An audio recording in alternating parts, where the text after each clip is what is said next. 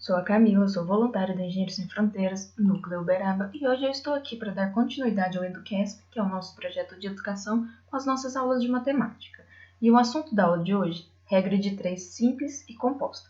Mas antes de começar com esse conteúdo, eu queria pedir para vocês compartilharem esse vídeo, seguirem o nosso canal e ativarem o sininho para estarem sempre por dentro das nossas próximas aulas, e inclusive espero todos vocês. Como de costume, eu sempre inicio nossa aula trazendo as respostas dos exercícios propostos do vídeo da aula anterior.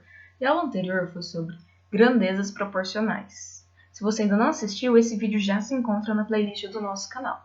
No exercício 1, a gente tem o seguinte enunciado. Uma herança de 3 milhões será dividida de forma diretamente proporcional entre as idades dos 3 herdeiros. Sabendo que eles possuem 24, 28 e 44 anos, o herdeiro de maior idade receberá um total de... Então, aqui a gente faz o cálculo, a gente soma as idades e a gente monta a nossa proporção, achando a resposta letra D.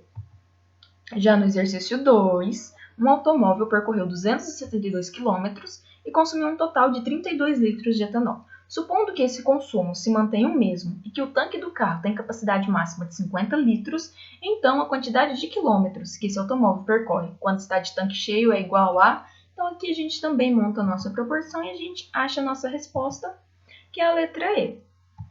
Já o exercício 3 e último, em uma determinada prova, um candidato que acertou 12 questões recebeu um total de 39 pontos. Sabendo que o valor das questões é sempre o mesmo, um candidato que obteve 52 pontos acertou um total de... que a gente monta a nossa proporção também para chegar na nossa resposta. Resposta letra B. Então, vamos começar com o conteúdo de hoje, que é a regra de 3 simples e composta.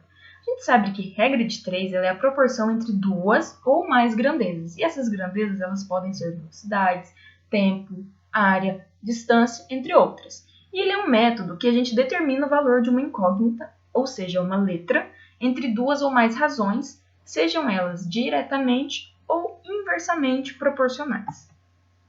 Então, na regra de 3 simples, é necessário que 3 valores sejam apresentados, para que assim descubra-se o quarto valor, que será a nossa incógnita ou o nosso x, a nossa letra.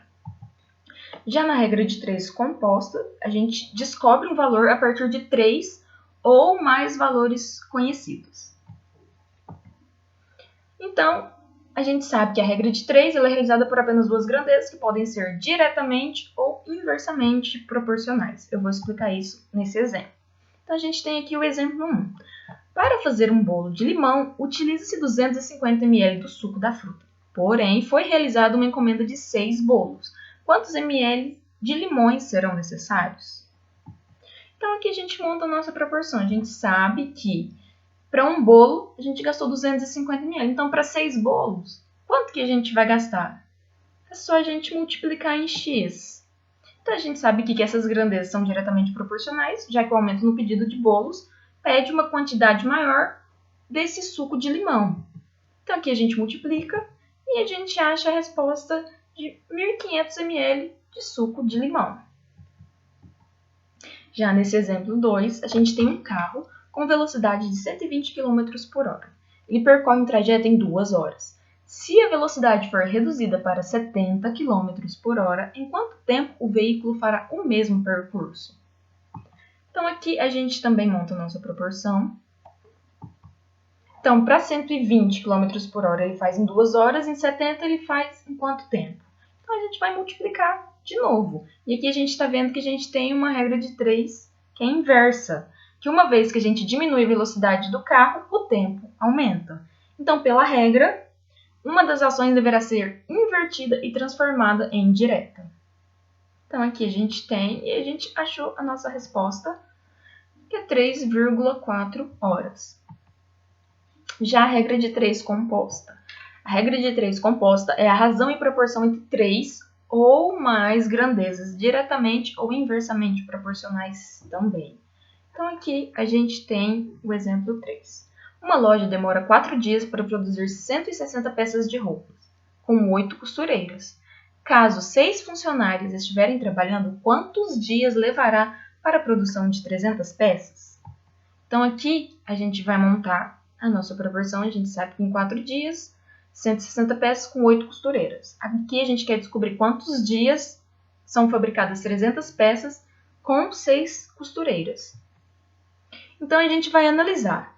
Os dias de produção com as quantidades de peça são proporcionais, ok? A gente acabou de analisar isso. A demanda de costureiras com os dias de produção observa-se um aumento na produção de peças, ou seja, o quadro de funcionários deveria aumentar, sendo uma grandeza inversamente proporcional, porque a gente viu que esse quadro não aumentou. São 300 peças para apenas 6 costureiras.